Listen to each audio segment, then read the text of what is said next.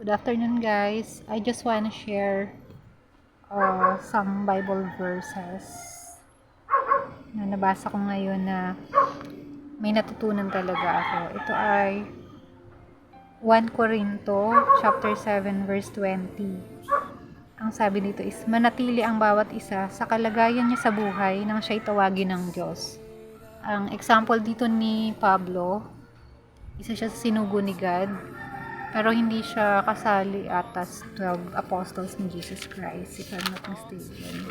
Kasi siya is sa ulo eh. Siya is dati, siya yung leader ng mga nagkakaladkad at nagbibilang do sa mga Christians. Ito is yung nabuhay ng mag-uli si Jesus Christ. Yes, ang sabi dito is yun nga, kung tinawag ka daw ni God ng ikaw ay, kung sa lalaki ang in-example niya is tuli, magpatuloy ka sa pag-spread ng God new words, ng gospel, na ikaw ay tuli. Pero kung ikaw naman is kunwari ibang lahi, syempre sa ibang lahi is wala namang pag-circumcise, hindi sila tuli. Kung siya is parang may ganong lahi tapos gusto niyang mag-share ng gospel dahil tinawag siya ni God, ng mga word ni God, gusto niyang mag-share, manatili siya, wag na siyang magpatuloy kasi hindi niya kailangang baguhin yung physical appearance niya para kay God or para sa mga tao. Kasi sabi nga is, hindi dapat tayo magpaalipin sa mga tao. Kung hindi tayo mag-please ng tao, si God yung i-please natin.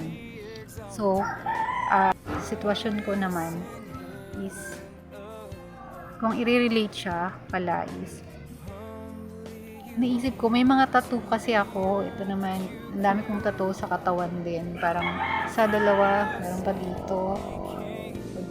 Tatlo. Meron pa sa likod, meron pa sa binti. So, bali, I have 4 tattoos na sa katawan ko. Sa likod, sa binti, sa mga braso ko. So, bali, 4. Iniisip ko, parang, baka, syempre, isip ko lang naman to, parang sumagi lang naman sa isip ko. So, what if i-judge ako ng tao, puro tattoo nga ako? Ba't nag-share ako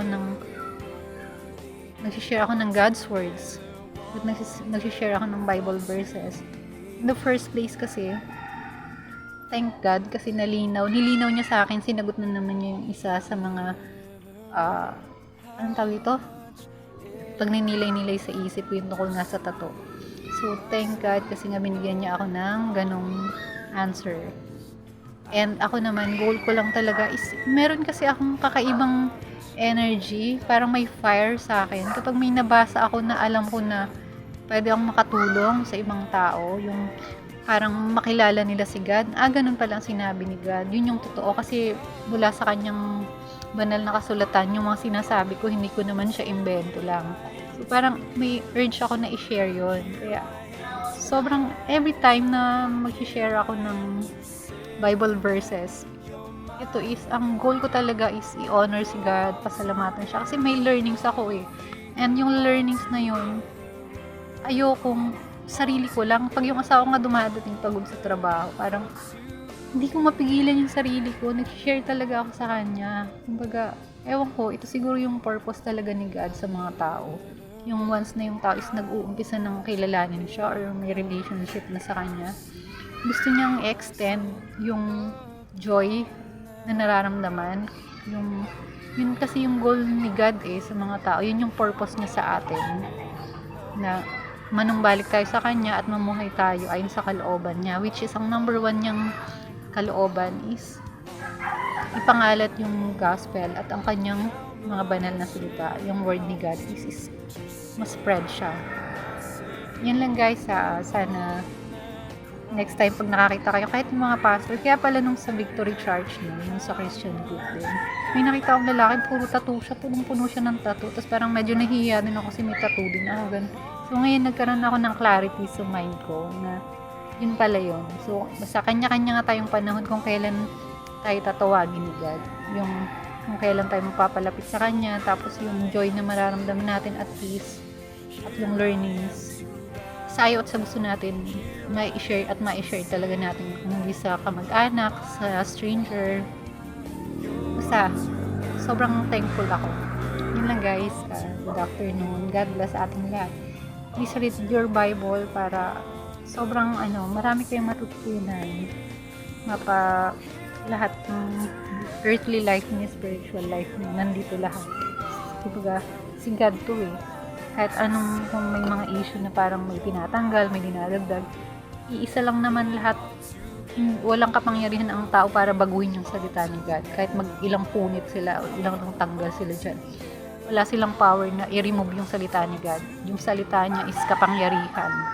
Kaya, hindi mababago ang heart ng words niya, which is yung message niya is yun pa rin. Kahit pagbalik-balik ta rin yung ang mundo, sabi nga mawawala lahat pero ang salita niya ay hindi.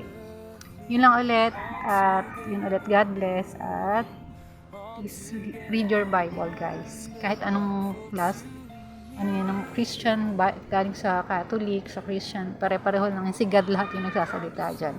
Manalangin muna kayo, bago nyo buksan yung Bible, nabigyan kayo ng karunungan, sapat na pangunawa, para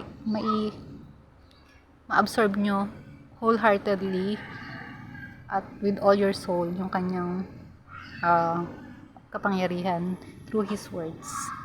Bye.